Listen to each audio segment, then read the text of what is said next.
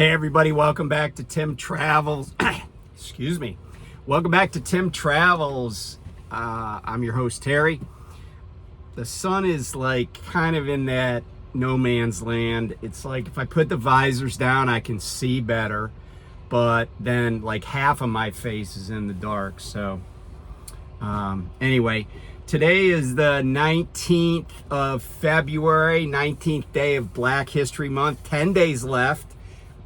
I'm going to catch up a little bit today, but first I wanted to kind of talk about some, well, I'll do my Black history first because I found some exciting stuff, you know. So the other day I talked about, and I couldn't memorize all this stuff, so I took some notes. The other day I talked about Lanny Smoot, who is he's an innovator, for lack of a better term, at the Imagineering business or unit at Disney. And I talked about some of the really cool stuff he was doing. But I found some more information on interesting Black inventors, entrepreneurs, people who were in business. You know, we talked about like soldiers and different people. So I wanted to talk about them. But I also found a good article that I want to highlight a little bit first. And it's a little bit of Black history, current and past. So the article was on 5 African-American owned spirit companies, whiskey companies. And several of them are owned or founded by Black women. And one I want to highlight is Uncle Nearest Bourbon. So nearest, as in I'm near to you.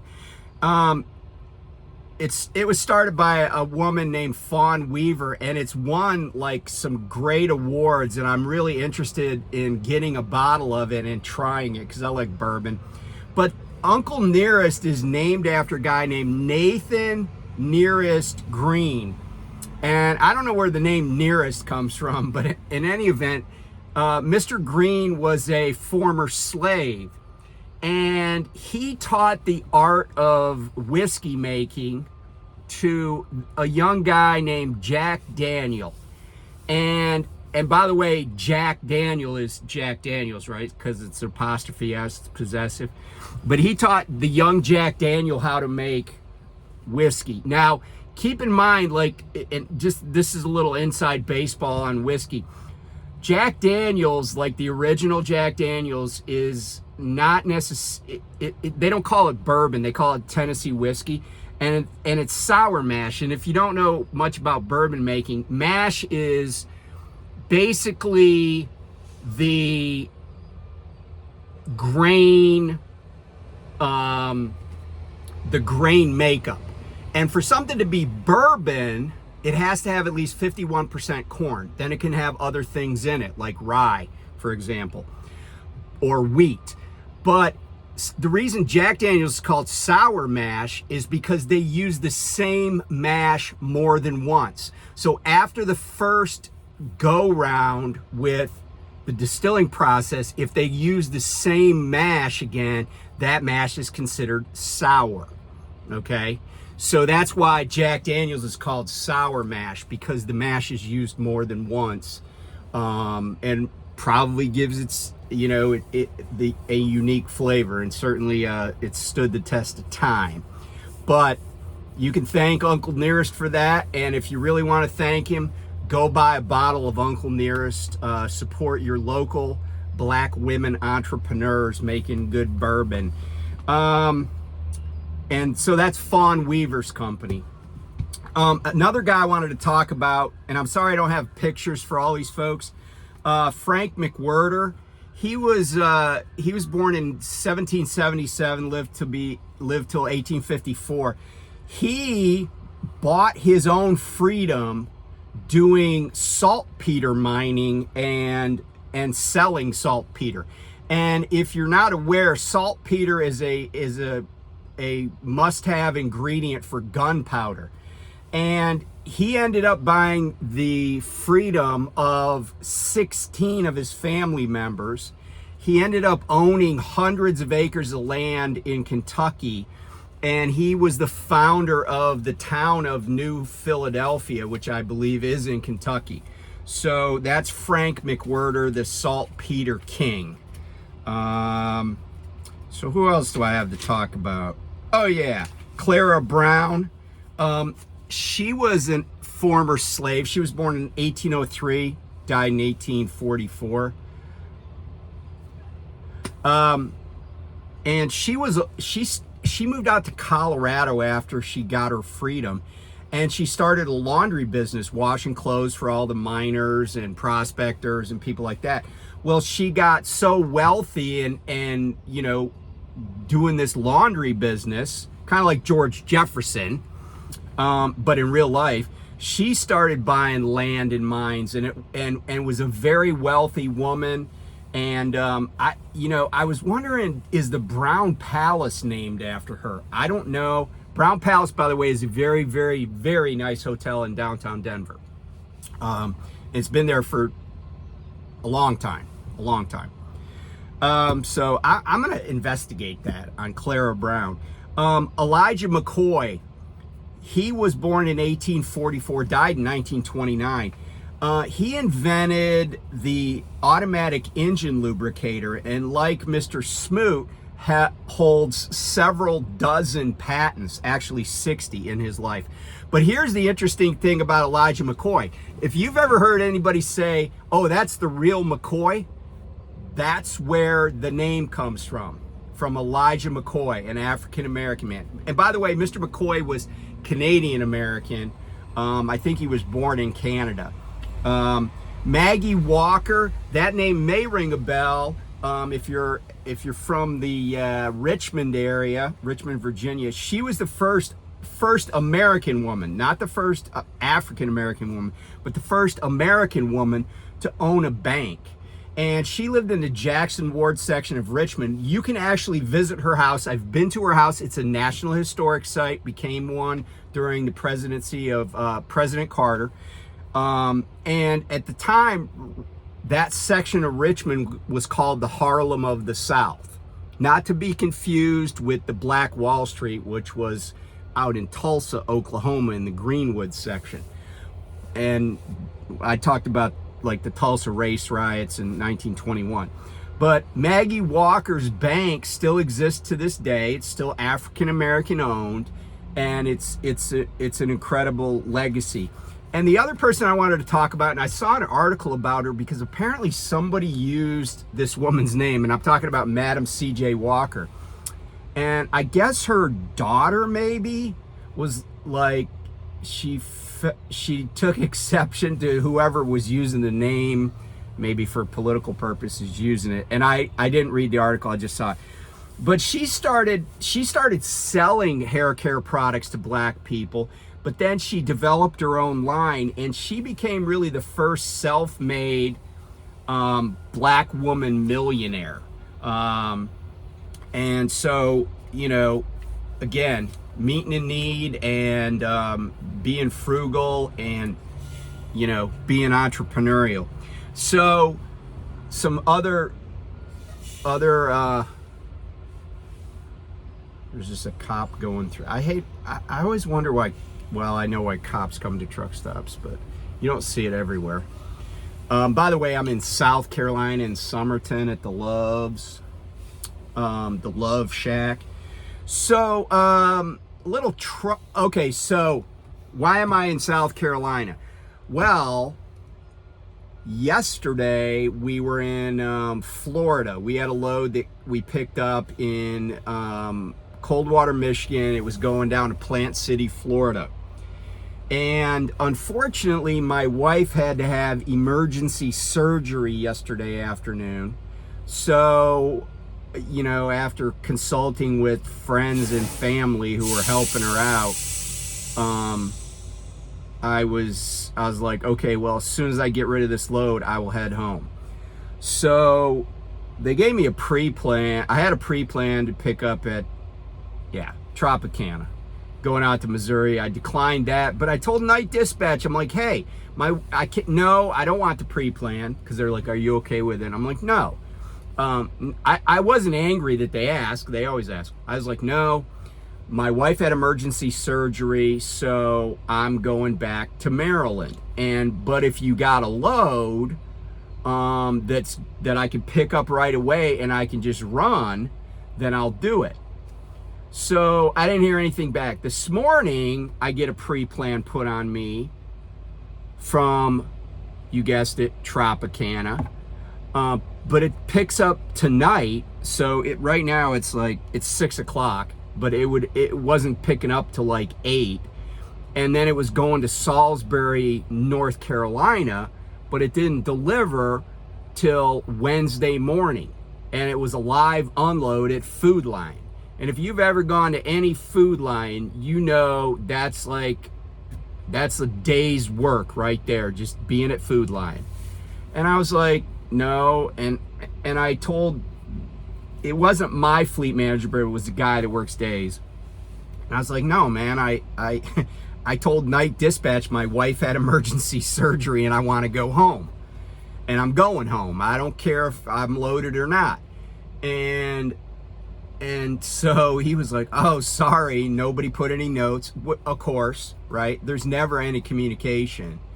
And just having been in the military, that just chaps my ass. You know, it's like the general rules of a sentry.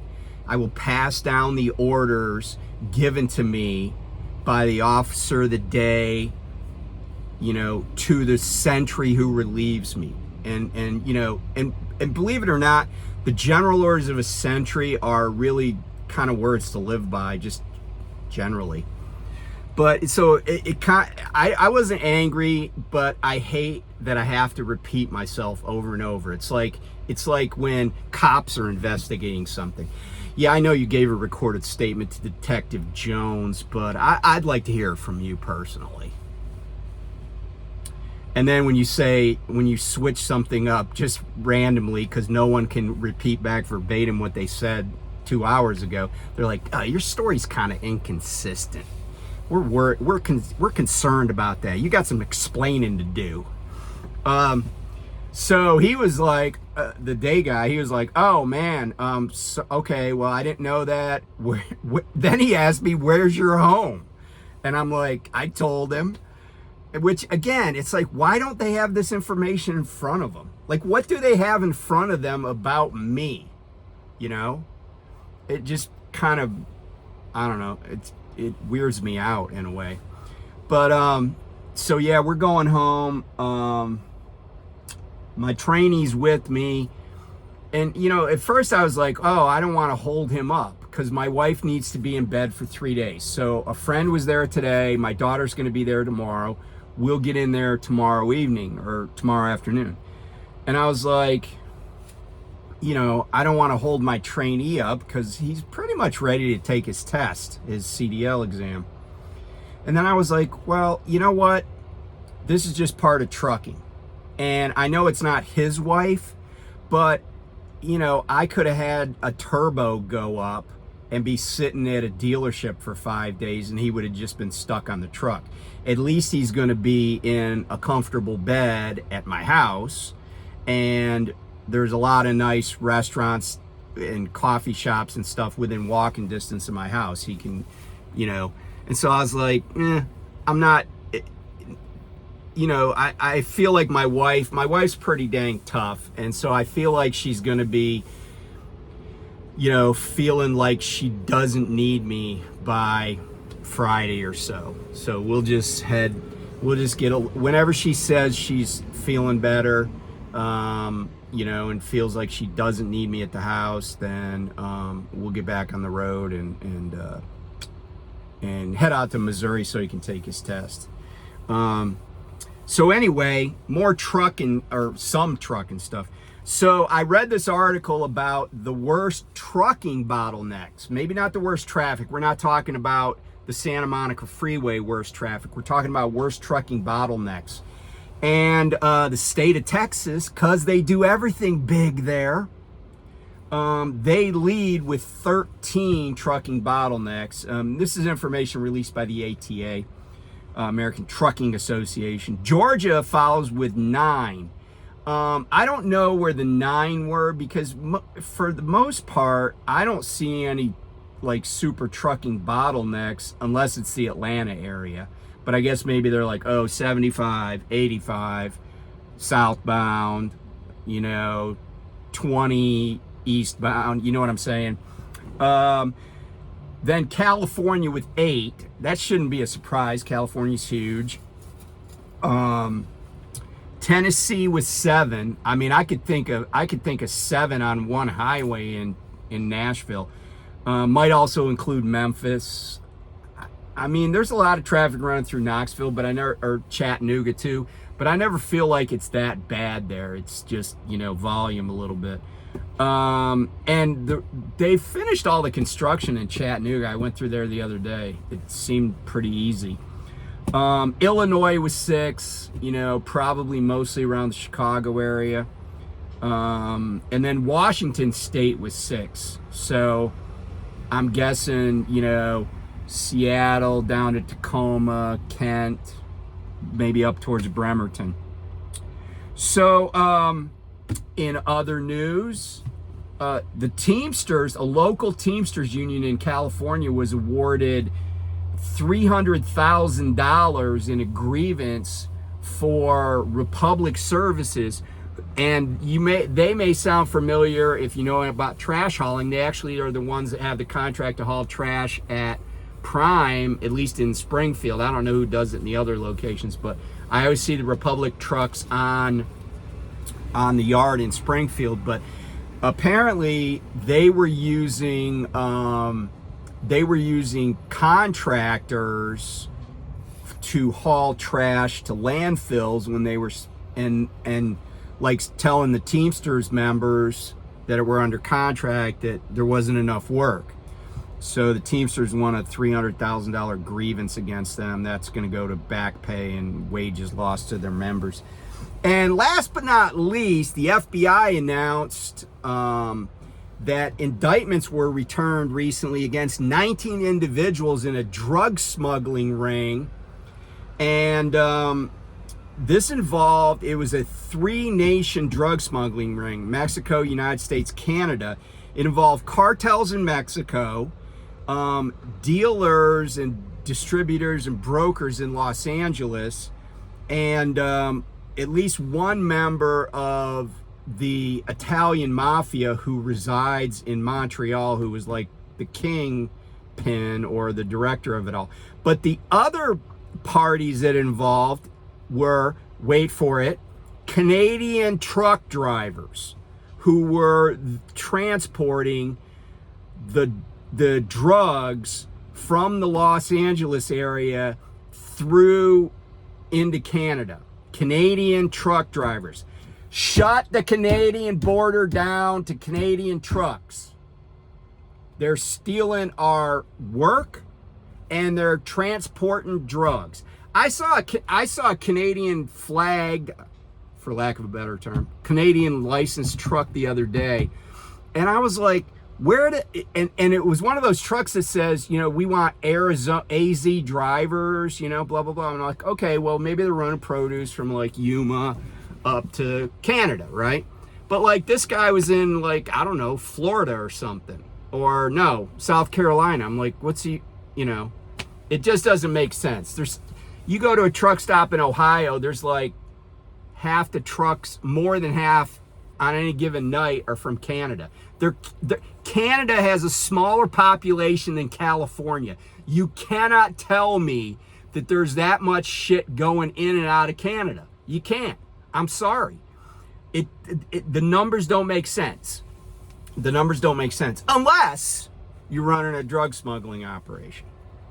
And am I saying all Canadian drivers are smuggling drugs? No. But I'm also not saying they're not. You know what I'm saying? All right, so I get a lawsuit from the Canadian Trucker Association for slandering them. So anyway, that's all I got right now. I'm gonna try to get home. Well, not try. We're gonna get home tomorrow, see my wife, see how she's feeling, and yeah, So that's that. And I will talk to you soon. Oh, by the way, speaking of health problems in my family, I need to report Beatrice is on the mend. When I was home for Valentine's Day, she was still limping a little bit, but it's not nearly as noticeable. We got her on some anti-inflammatories, on some painkillers, and she was doing pretty good. She was playful, still limping a little. It's old age like all of us, but yeah, she was. She seemed a lot happier and on the mend. So thank you to the people who wished her well. I appreciate that, and so does she. And I told her everybody's asking about you, girl. So anyway, I will talk to you soon. Be safe out there, and yeah, just keep it between the mustard and the mayonnaise. Bye.